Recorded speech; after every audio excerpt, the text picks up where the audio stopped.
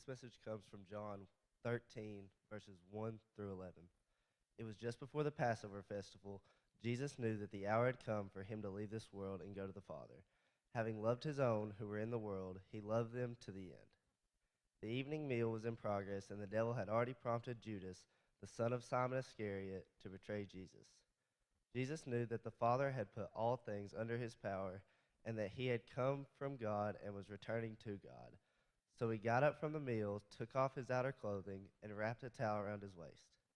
After that, he poured water into a basin and began to wash his disciples' feet, drying them with the towel that was wrapped around him. He came to Simon Peter, who said to him, "Lord, are you going to wash my feet?" Jesus replied, "You do not realize now what I am doing, but later you will understand." "No," said Peter, "you shall never wash my feet." Jesus answered, "Unless I wash you, you have no part with me." "Then, Lord," Simon Peter replied, "not just my feet, but my hands and my head as well."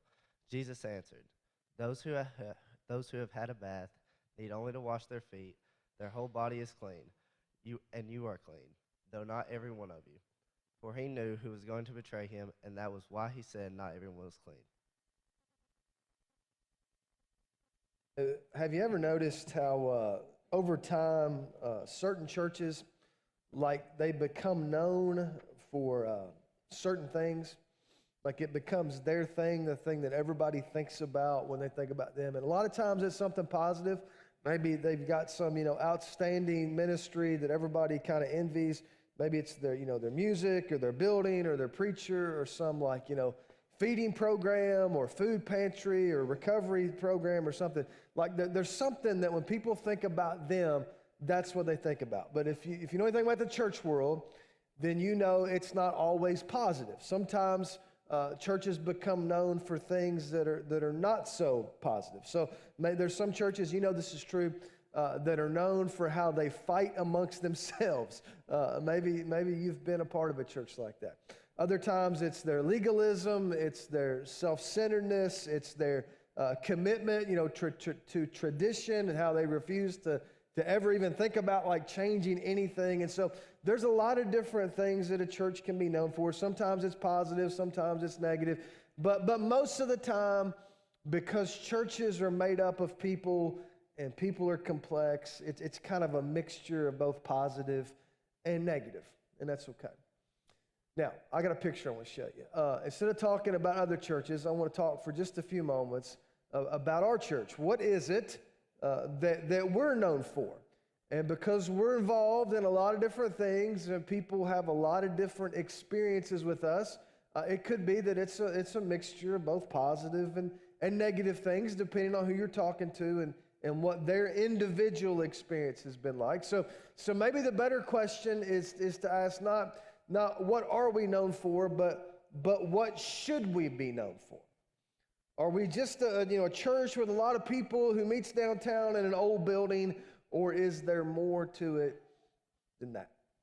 If you have your Bible or your phone, I want you to turn to John 13, the passage that Cade just read. This week we're in week 3 of a 4-part series that we're calling Love Your Neighbor. And this morning we're going to unpack a famous story in which Jesus tells us exactly what we should be known for, and then paints us a picture of what this looks like. So he doesn't just leave it up to us to imagine it on our own or to define it on our own. He paints us a picture that's hard to miss. And so for our purposes this morning, we're going to start at the end of the story. And some of you hear that and you're like, finally, right, I was hoping you would do that. I heard about one preacher. He got up and he started his sermon. He said, I've been studying this passage all week, and I've got so much to share that I don't know where to start. And as soon as he said it, some guy in the back, one of his deacons, said, just start near the end. And that's kind of what we're going to do.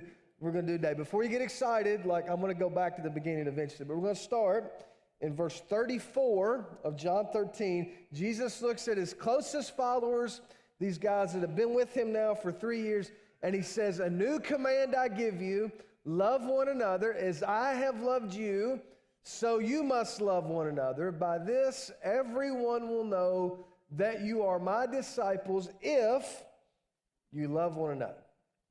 So according to Jesus, Like the one thing that we should be known for as his followers is not like the buildings we meet in and the worship services we conduct and the ministries we have and the programs that we have and our feeble attempts to impact the community.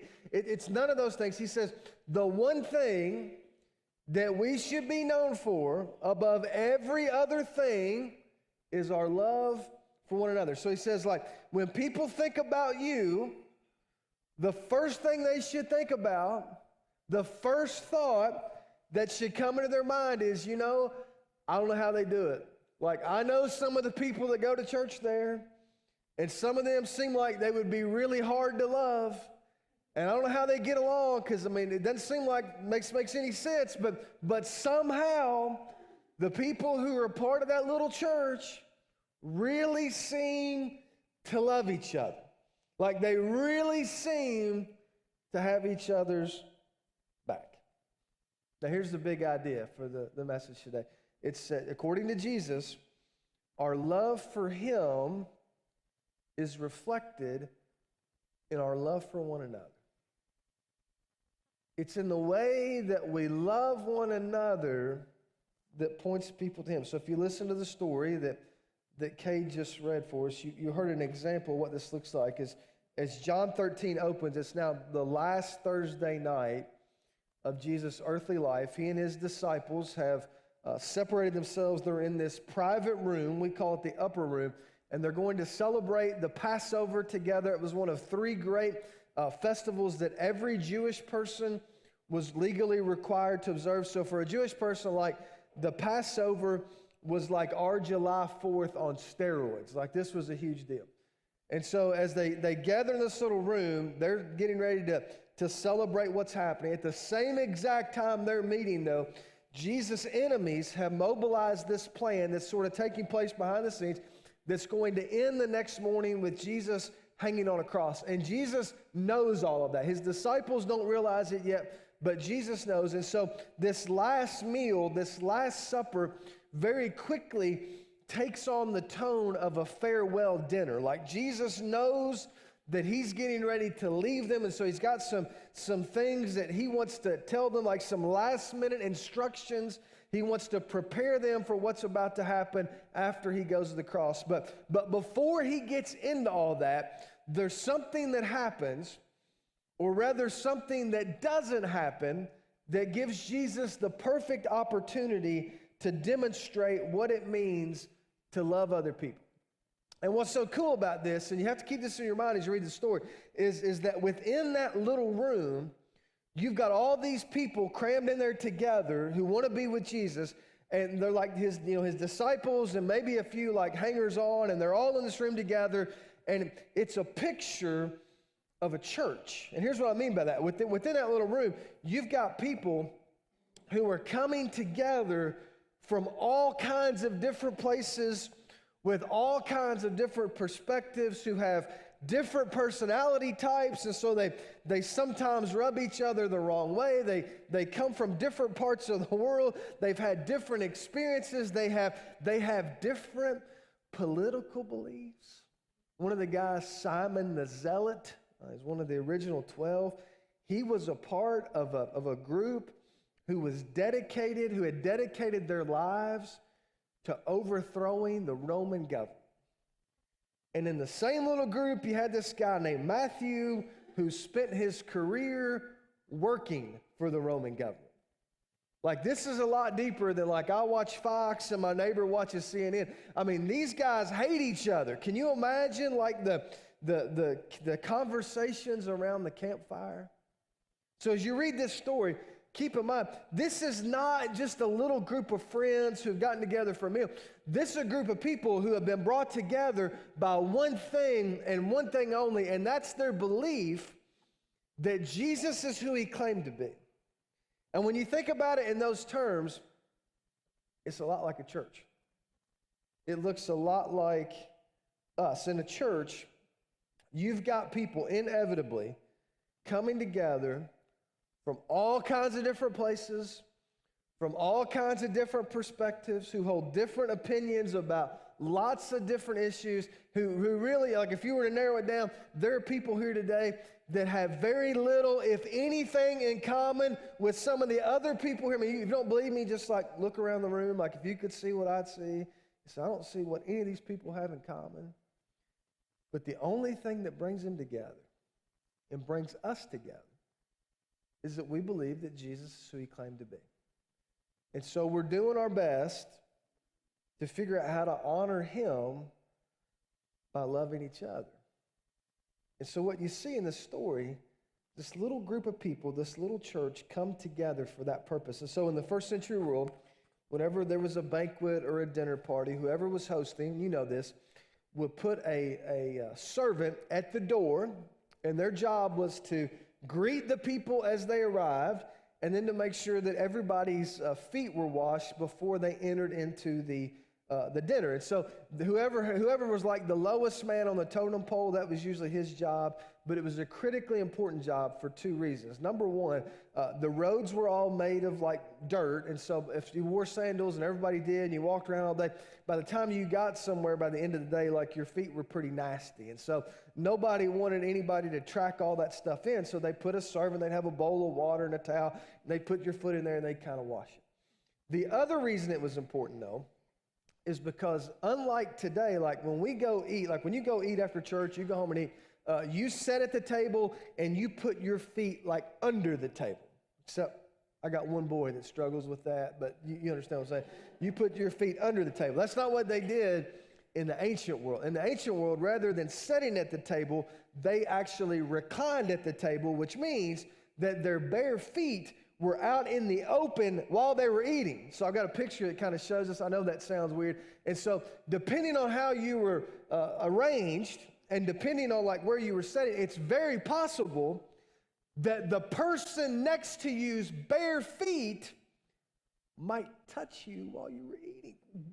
I mean, I don't know how you feel about that.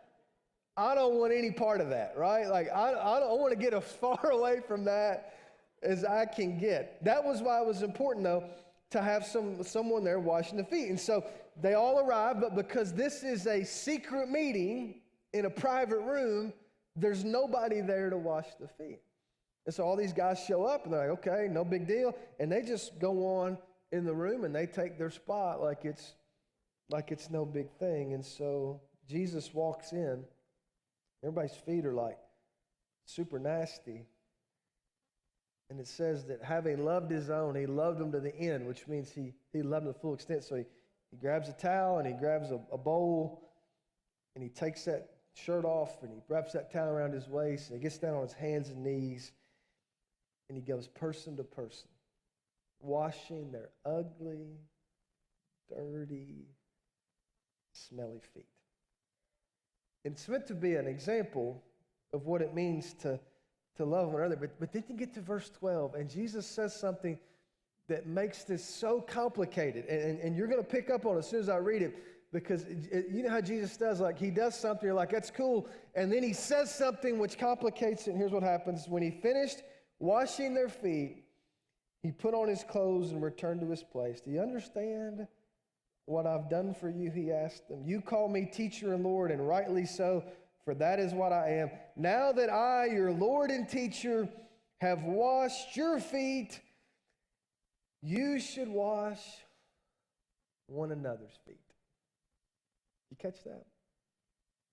Like, I'm pretty sure if Jesus had said, now that I've washed your feet, you should wash my feet, everybody would have been like, okay, sign me up. Like, think about it. Here's these guys. They've already left everything. They left their homes and their careers and their families and their social networks.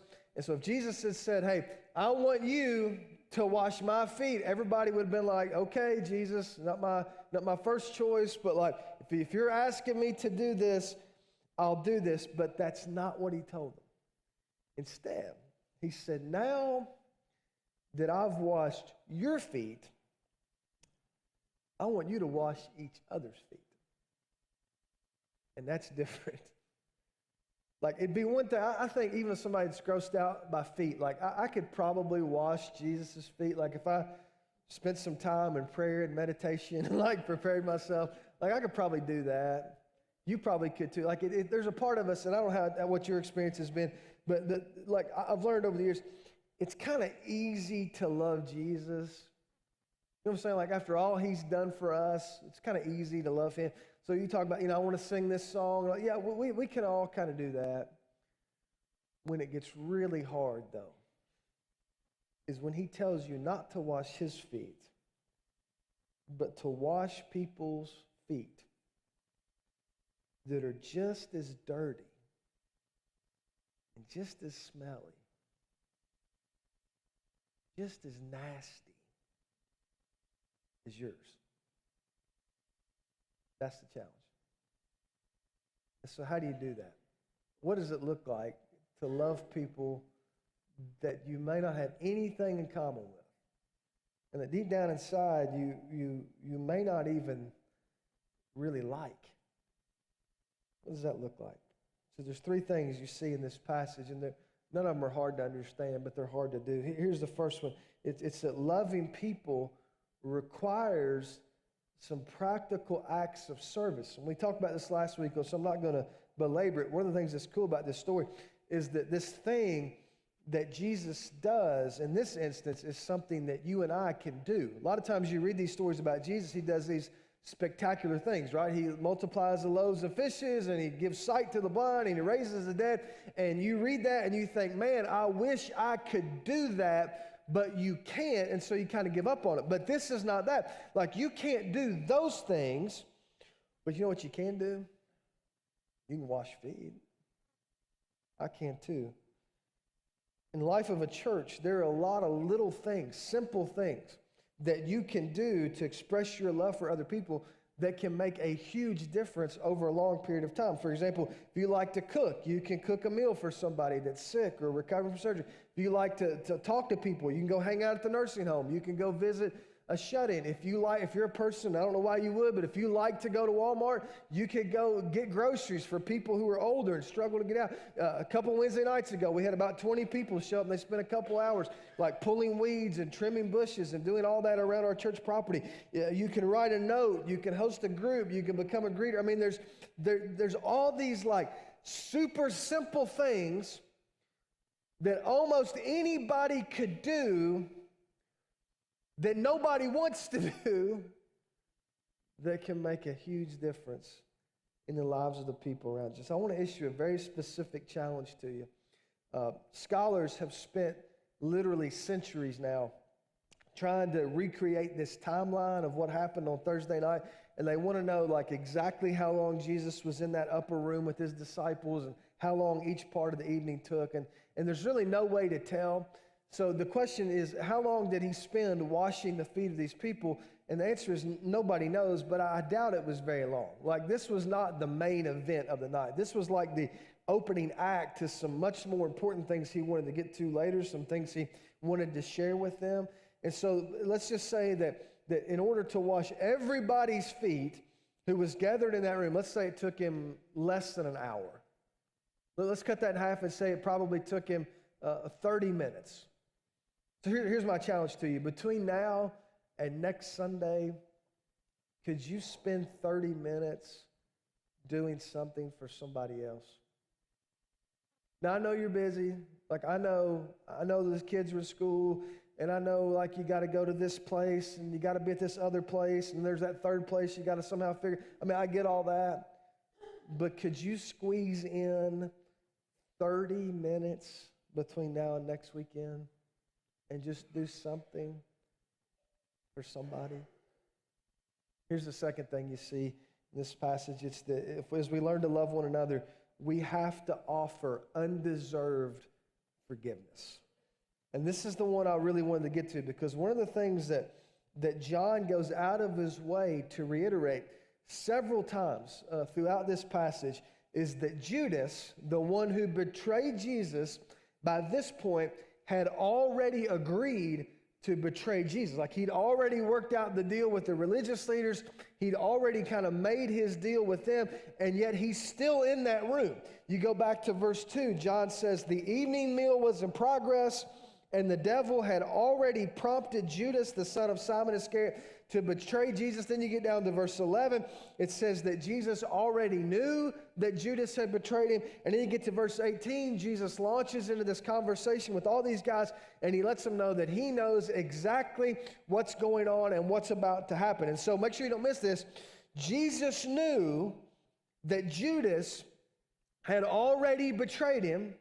He knew how it was going to end, and yet, in this moment, guess whose feet he washed? Judas's.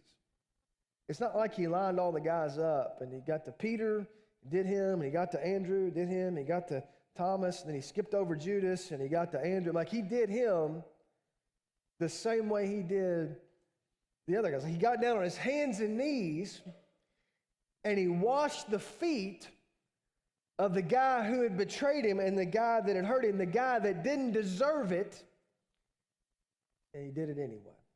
I always think about this. I wonder if, like, the other guys in the room could feel the tension. There's only two people at that point that knew what was really happening. It's Jesus and Judas. And yet Jesus does for Judas the same that he'd done for everybody else. Do you know that if you hang out here long enough, because of the town we live in and because of the number of people who come here, it's very likely you're going to encounter somebody you don't like. You know that? In fact, it could go even deeper. It's very possible that you're going to have to attend church events with somebody that you think has wronged you. Let me show you an example I'm talking about. So several years ago, I got invited to attend this conference. It was called Big Churches in Small Towns. And I don't even know how I got on the list. And we're 3 or 4 days into this thing, and I'm looking at the schedule, and it says there's this guy going to do a lecture later in the day. He's a professor from Illinois State University, and he's going to be doing a lecture on ethnography. And I saw that, and I thought, that sounds like a great time to go do something else, right? Like, I don't know what this guy's talking about, but I wound up going, and it was mind-blowing. So I talk about this all the time. You may have heard me talk about this before. Our staff kind of rolls their eyes when I start talking about this.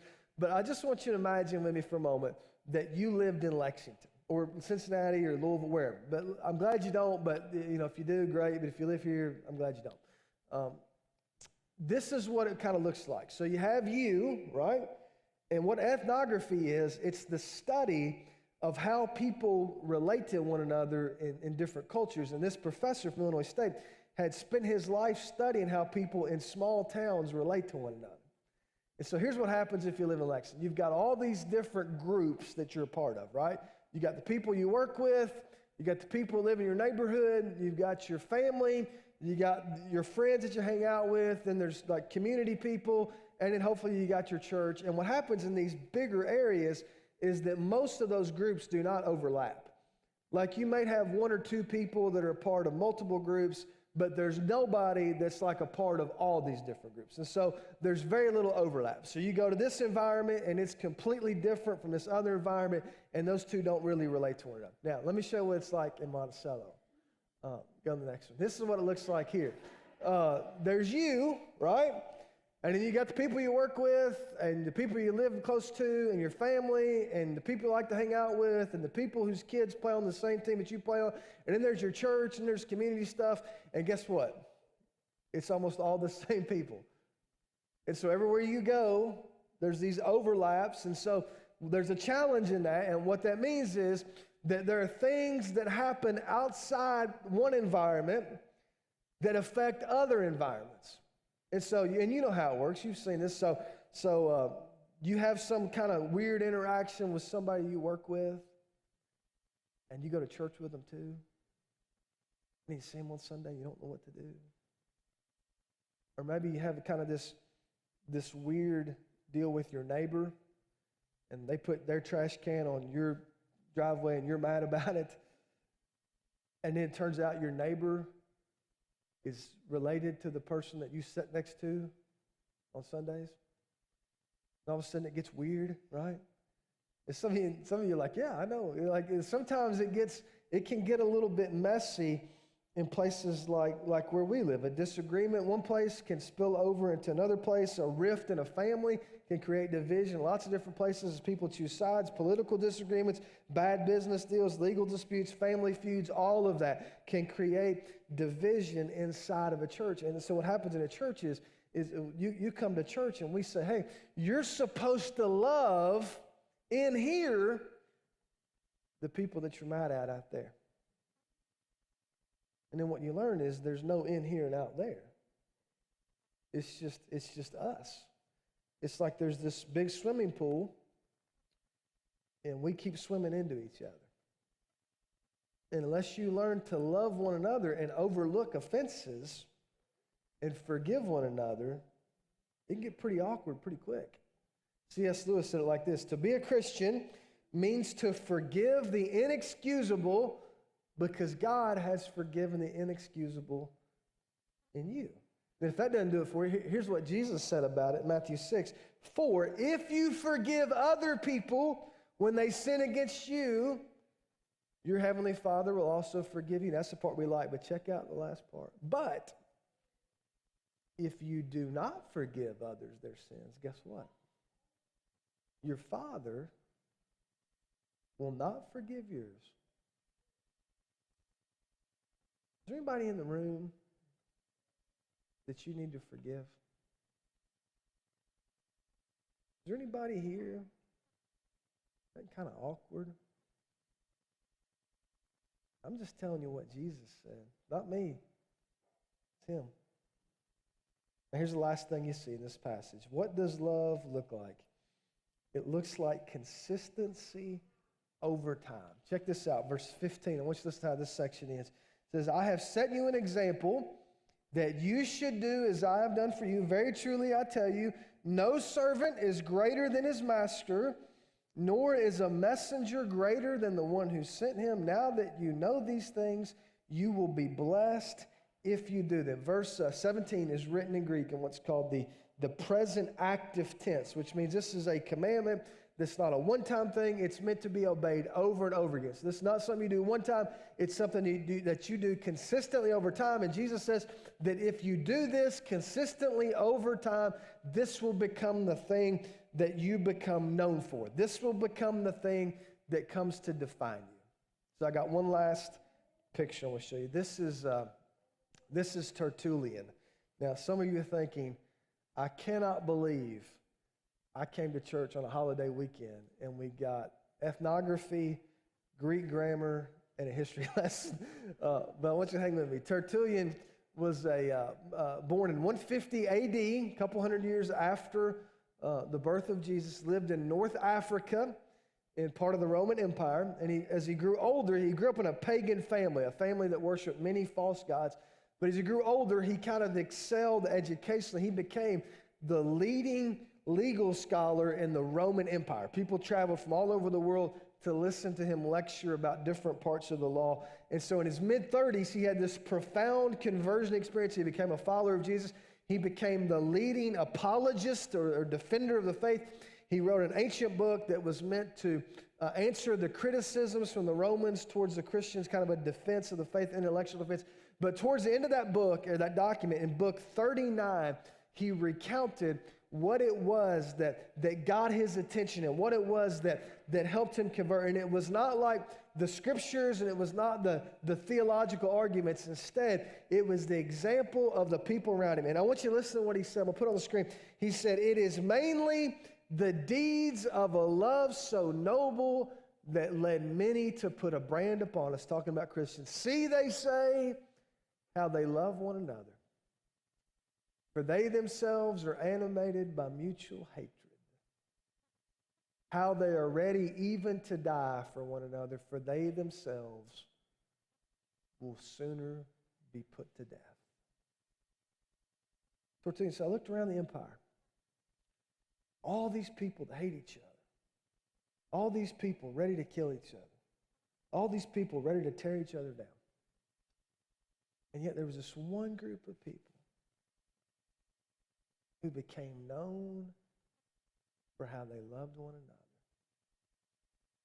So for the next 100 years after he wrote that, you know what happened to Christianity? It exploded.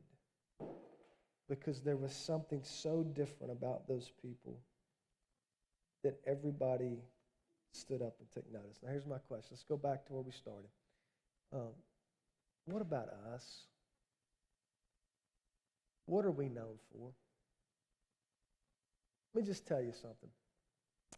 If you're a follower of Jesus and there's people you won't speak to because you're mad about something, you're wrong. You're wrong. If there's somebody that you go to bed at night, you think, well, I hate that person. You go back and read Matthew 6. There's lots of people known for who they're mad at. As Christians, as followers of Jesus, we want to be known for how we love one another, not how upset we can get about things that don't matter. And see, if you go back to verse 17, there's something Jesus says here, then it seems to pop up at these critical junctures. And he says this, now that you know these things, and you knew it before you walked in here, you'll be blessed if you do them.